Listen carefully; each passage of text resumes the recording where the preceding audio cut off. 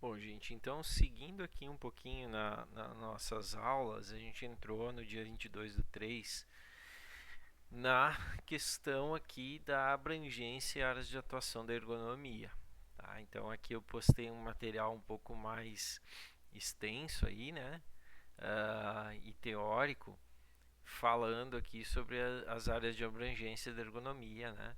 Então, aí a gente retomou um pouquinho dos conceitos de que é uma ciência multidisciplinar que estuda a relação entre os seres humanos e elementos ou sistemas onde eles estão inseridos, né? Com o objetivo de otimizar o bem-estar e o desempenho geral das suas atividades, tá? E que vai além do ambiente de trabalho e dos setores da atividade cotidiana. Buenas. Então, a gente viu aqui que ela surgiu na década de 40, né, foi definida na década de 50 pela primeira vez, houve uma definição formal, tá, e que o contexto dela, ela nasceu de dentro das indústrias, principalmente no período de guerra, Segunda Guerra Mundial, Primeira e Segunda Guerra Mundial, tá? E principalmente porque se viu que na Primeira Guerra Mundial quem estava melhor organizado, quem tinha melhores condições fabris e quem tinha mais tecnologia, né, tinha mais sucesso nessas guerras. E enfim, o ser humano é desse jeito aí, né? E, e a partir disso, então, no período entre guerras ali da primeira e para a segunda, começou a se desenvolver mais a ergonomia, né? E e aí também no período de guerra, obviamente que não se teve tanto espaço assim para o desenvolvimento. Ela vinha se desenvolvendo, mas não tinha assim um espaço de troca, né, de definições e tal. Por isso que a definição sobre ergonomia só vem depois da guerra, tá? Então a prevenção de acidentes, né, dentre os objetivos aqui, prevenção de acidentes, doenças ocupacionais, promoção do conforto, melhoria da qualidade de vida. A gente viu lá no anterior aí que são 4 objetivos, né? Que eu já não lembro mais. Deixa eu ver aqui. Deixa eu pegar o material. Ahn, introdução. É o vídeo, não. Ah, esse aqui é dos vídeos. Espera aí. Vamos dar uma retomadinha, né? Não custa. Tá no outro vídeo aí. Mas é a melhora da qualidade de vida, tá? Então, esse está aqui. Prevenção de problemas de saúde, tá? E diminuir afastamentos e acidentes de trabalho. Então, aqui nesse caso, tá numa coisa só, né? Acidentes e doenças, né? Na verdade, ou também aqui pode estar essa questão da melhora da qualidade de vida, né? Promoção do conforto e redução de acidentes e doenças ocupacionais, tá? Então eles meio que cortaram isso. Uh, o restante aqui seria então o último deles aqui do que estava publicado no anterior é proporcionar o máximo de conforto, segurança e desempenho eficiente. É mais ou menos a mesma coisa, tá? Só tá cortado, tá meio que um deles aqui tá dentro dos outros. As aplicações, né? Ou a abrangência, né? Na verdade, da ergonomia é onde ela tá presente, onde ela é mais usada. Então, as indústrias, obviamente, a construção civil, que é também considerada uma indústria, mas tem muito de artesania ali, né? Então, ela é uma coisa uh, que tem um universo próprio, não tá, quando a gente fala em indústria, basicamente não se enxerga a construção civil aí dentro da indústria. Uh, Depois a gente tem aqui a parte de agricultura, serviços e atividades diárias. Uh,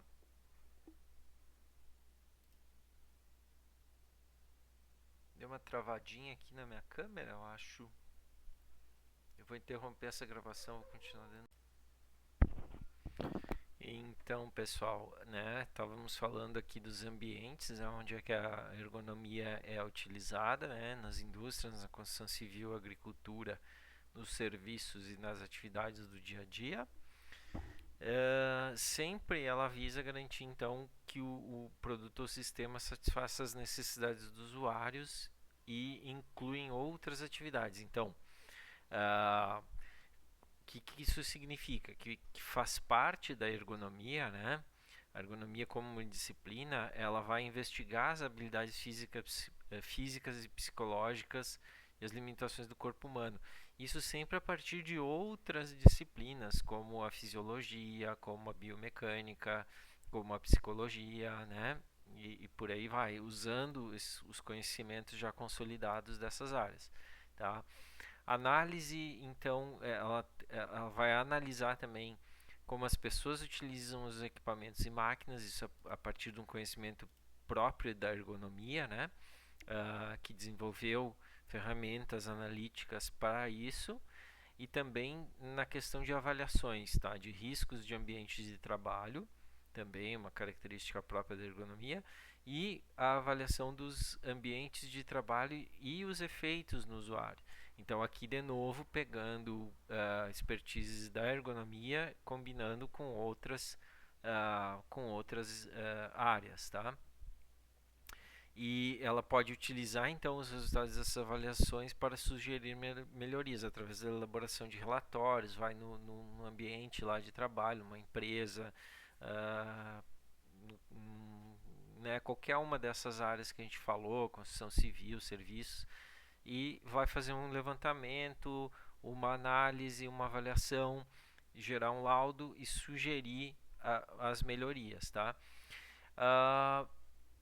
Aqui, bom, depende também, né, se a pessoa do profissional que está envolvido, mas a questão é que se esse profissional tem competência, ele pode também projetar soluções práticas para implementar essas melhorias, né?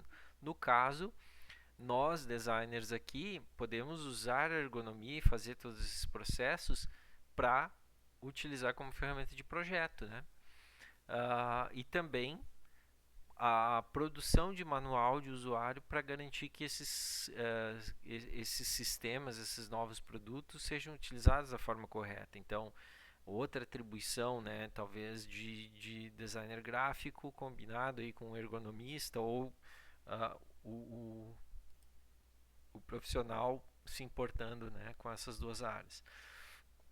A produção de relatórios, né, e compilação de dados estatísticos, isso para servir de base para outros profissionais, então evoluírem e entenderem melhor aí os conceitos, as aplicações, né, da ergonomia. Então, compilar dados, levantar dados, dados antropométricos, dados de avaliações, né, enfim, e publicar isso, né?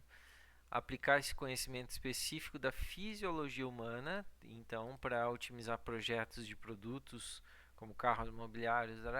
Então, aqui de novo, né, já é o produto do conhecimento da ergonomia que pode ser utilizado por outras áreas, né?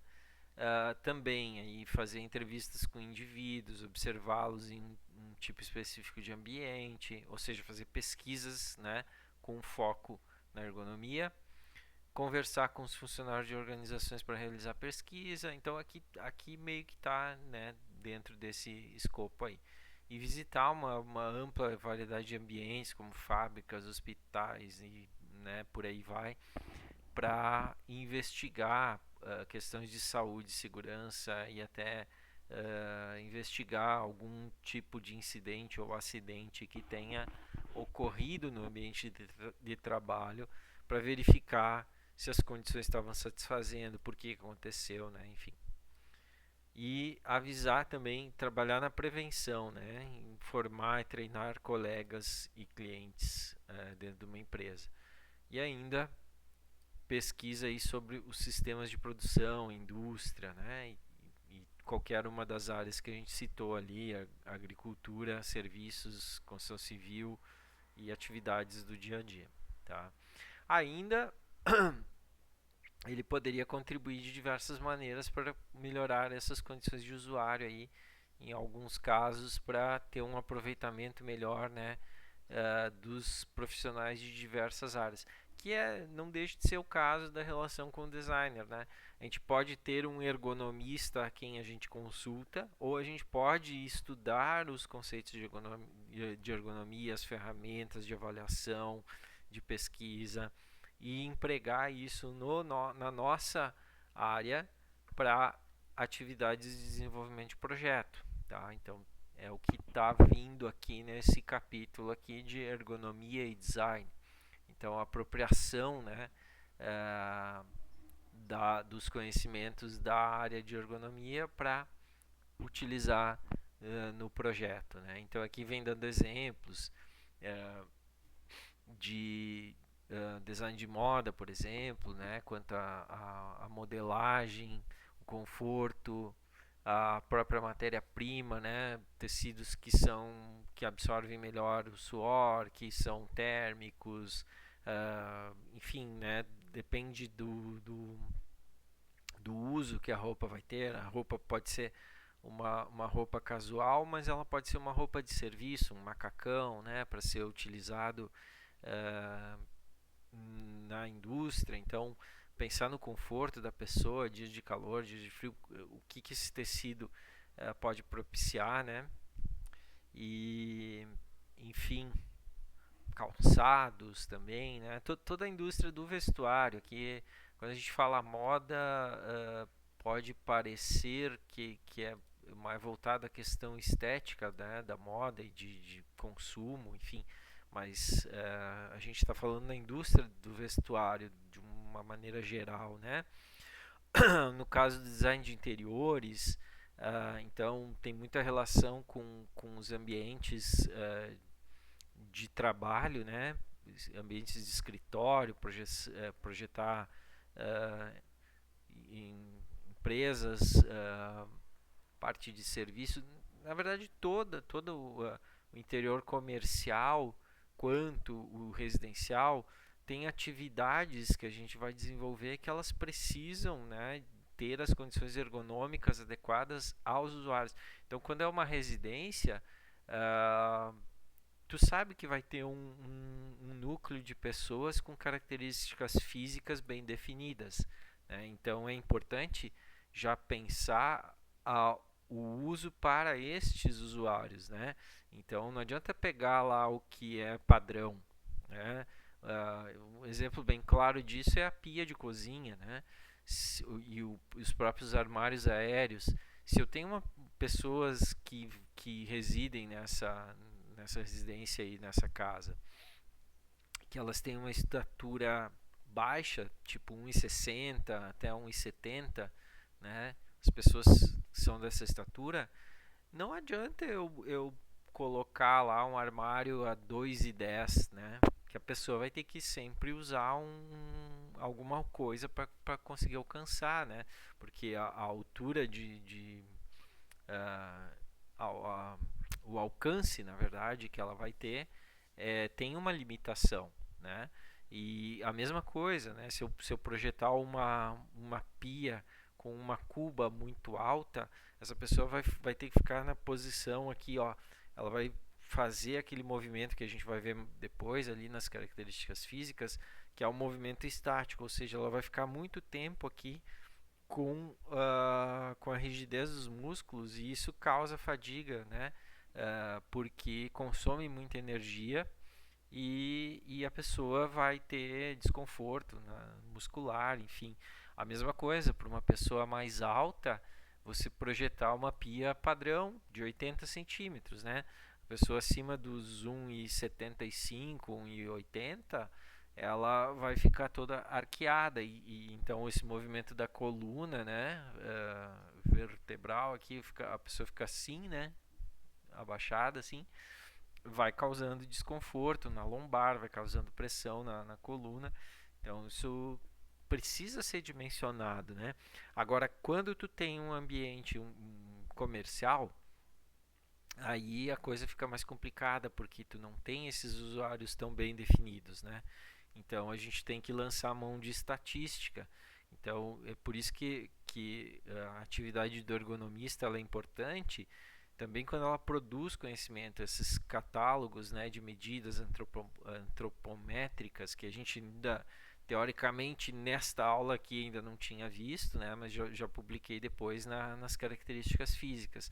Então, elas são importantes porque a gente consegue entender qual é o padrão de variação, né, quais são os limites dos usuários, enfim, tem catálogos bem completos sobre isso, né?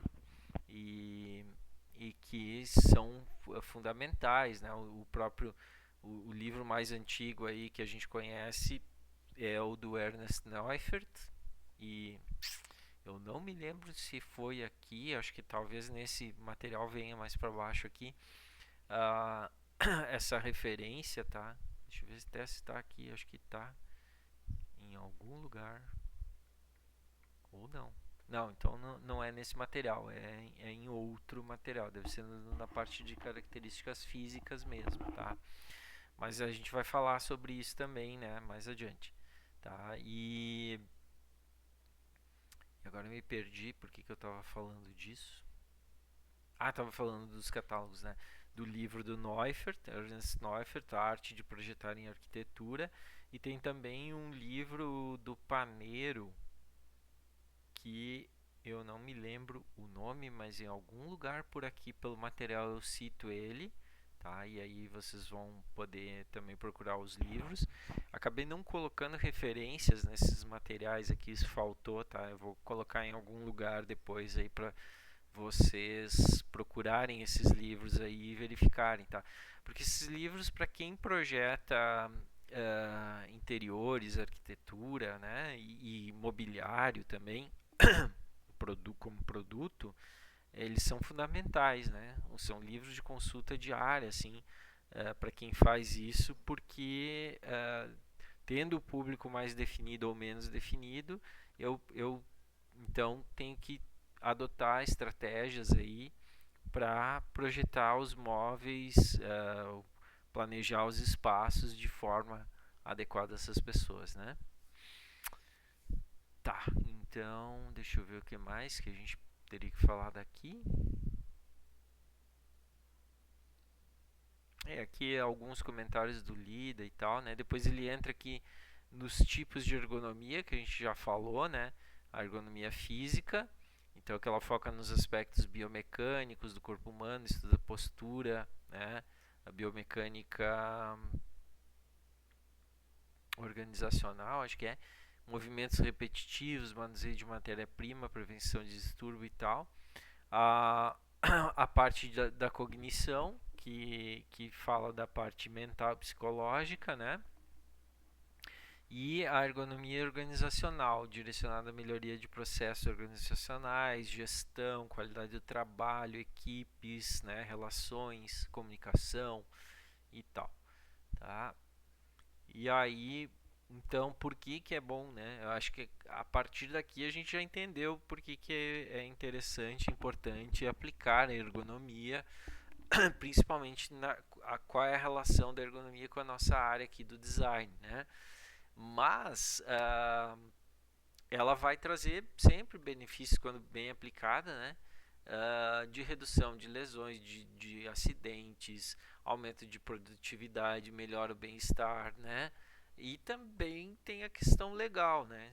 Tem que atender porque tem uma norma brasileira, aliás, uma norma NR, agora me fugiu o que é o NR, mas é uma norma, tá? Que ela é acima até das NBRs, né? E que ela regulamenta as atividades de serviço, né? De trabalho no Brasil, tá? Então, ela é baseada em conceitos ergonômicos. Então, ela vai ali trazer várias coisas, inclusive tem profissões, tem desdobramentos, tem anexos da NR17 que elas se focam exclusivamente para determinados públicos, assim, tipo call center, né?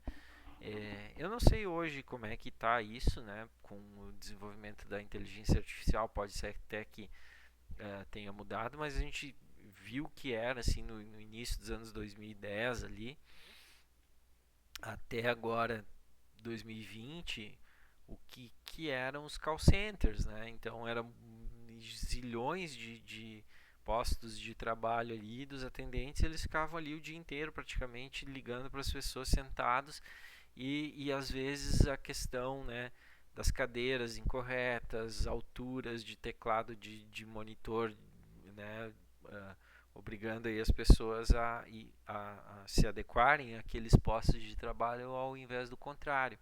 Então, a NR tem um anexo só para esse tipo de trabalho, tá? Um, então, ajuste de altura de mesa e cadeiras, né?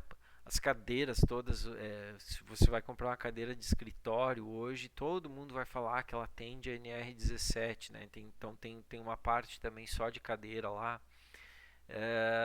Uso de teclados inclináveis, móveis anatômicos para evitar a ler, né? Iluminação adequada, que reduz a fadiga visual, tá? E por aí vai. Então, aqui a gente chegou numa conclusão de que é uma ferramenta essencial para promover saúde, segurança e eficiência em diversos contextos, né? Então, a ergonomia, ela, se bem aplicada, ela promove essas três coisas que o Lida que falou para a gente lá adiante, né? Atrás, em saúde, segurança e eficiência, né? E ela vai além do ambiente ocupacional aqui, impactando positivamente e na qualidade de vida dos indivíduos, tá? Buenas. A abrangência, então, né, da ergonomia, ela vai contribuir em diversas áreas e sempre nos três tipos, ali, físico, cognitivo e organizacional.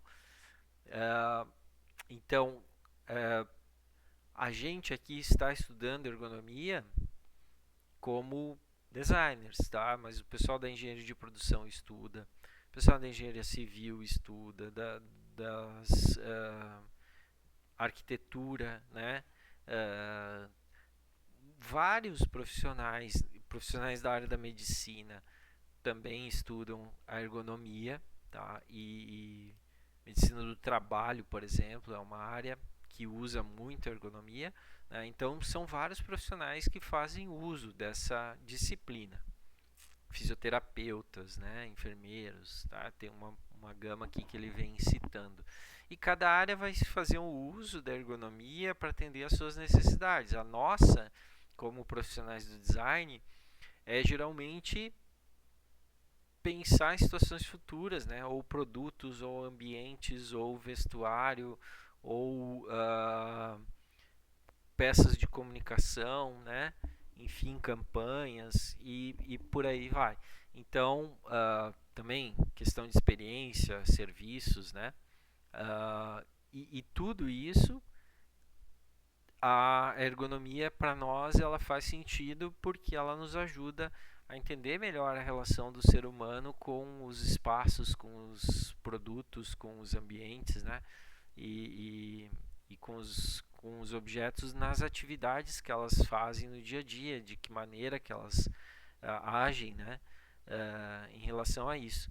Então, cada profissional vai ter o seu olhar, a sua visão e sua maneira de falar aqui sobre ergonomia, tá? Falar não, empregar, né? Então aqui botamos alguns exemplos, né, de o que usa, como usa, né? Enfim. O que mais aqui que vem? São duas situações sempre, né, no uso da ergonomia. Ela pode ser usada de forma corretiva ou de forma preventiva. Então, no caso do design, ambas as coisas são válidas, né? É claro que a gente pensa mais em projeto e pensa mais em prevenção. Então, se eu entender melhor as questões ergonômicas, eu vou conceber espaços, vou conceber produtos já que garantem a segurança, a saúde e a eficiência. Agora, se eu não tenho claro isso, eu posso às vezes privilegiar mais a estética do que a segurança e o conforto e a eficiência no produto, né? Não que isso seja um demérito, né? Mas depende muito qual é o uso. Então eu tenho que entender quanto é que eu preciso uh, aí da ergonomia, né? Opa, caiu tudo aqui. Beleza, quanto que eu preciso utilizar a ergonomia? Agora também no sentido de correção, né? A gente pode ser chamado a entender, ó, esse produto não está funcionando por isso, ele é desconfortável, ele causa ruído, muito ruído, não sei o quê. Então a gente pode sim, e normalmente acontece, né? De um produto ou de um ambiente está inadequado, então tem que dá para mexer nessa iluminação, falta iluminação aqui no posto de trabalho, isso prejudica a qualidade visual, então até às vezes não sei qual é o problema, mas né, tá ruim, então vai lá e analise, né, e a gente sempre vai fazer esse tipo de uso aqui, né, então para avaliar os tipos de ambientes. Tá, então falamos da parte de correções, aí entramos aqui numa parte polêmica aqui, né, das roupas. A parte esportiva é bem interessante. Eu não sei, deve ter botado um vídeo lá sobre os calçados de corrida também, para vocês verem, tá? Talvez está aqui, né? Não coloquei, ou coloquei em outra aula, tá? Não me lembro. Mas tem um vídeo bem bacana aí que fala sobre as atividades esportivas, né? E na realidade, no esporte, se estuda muito a biomecânica e a fisiologia para atingir o desempenho, porque o desempenho para eles é uma coisa muito importante, né? É o que faz o cara ser vitorioso ou não. E aí, ali nos anos 2010, mais ou menos, o pessoal da natação veio com esse tipo de colã aqui que quebrou todos os recordes, né? E acho que o do Cielo estava até a última Olimpíada, não sei se foi quebrado ou não, tá? O dos 50 e dos 100 ele tinha. E na real esse tecido ele é feito com um material similar, né? Na verdade é poliestireno, tá? Que é o mesmo material do isopor. O isopor, para quem não sabe, ele é 95% ar e 5% de material polímero. Então, a capacidade de flutuação aqui com esse tipo de traje ela aumentava sobremaneira, além da questão de né, atrito com a água e tal, por causa da forma ali de escama que ele tinha e tudo mais. Então, também, né, não deixa de ser um campo de ergonomia, entender a atividade de natação, o que pode melhorar e tal. E há quem diga, né, que é uma grande polêmica, né, os tênis, aqueles que eu falo ali, que eu acho que eu coloquei o vídeo, eles fizeram a pessoa correr abaixo de 2 horas uma maratona, o que nunca tinha acontecido na face da Terra lá.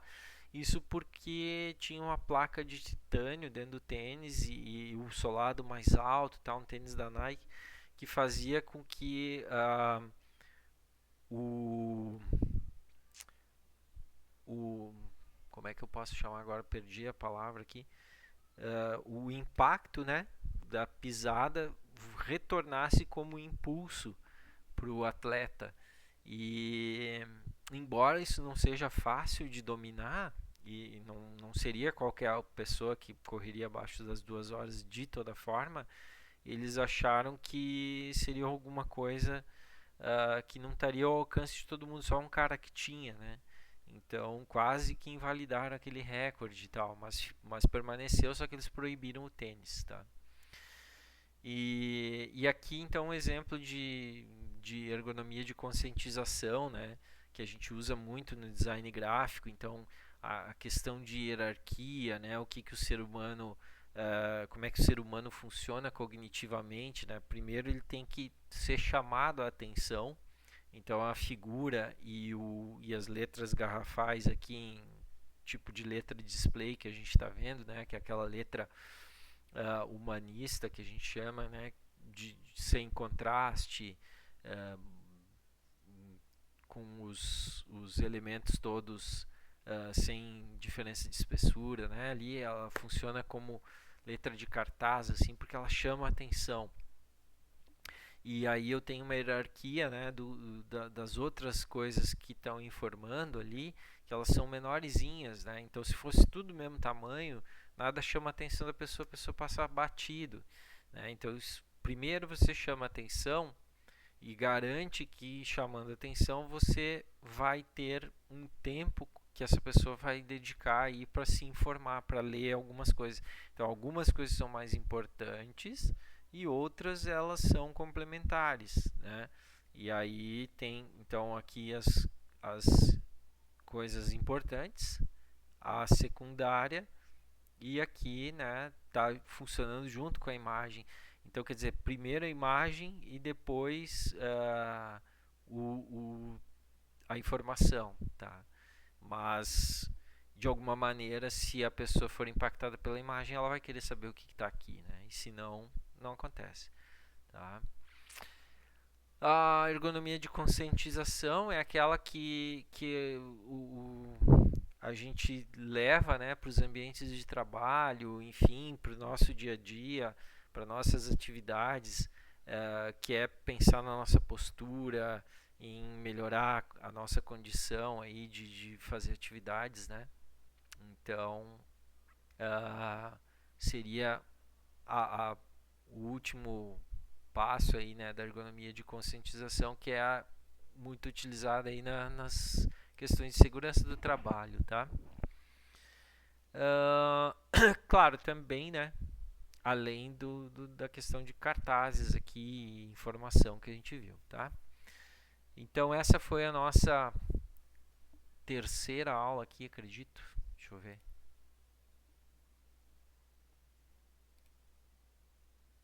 Terceira aula. E aí temos as duas últimas aqui que vão falar das características do humano e do ambiente.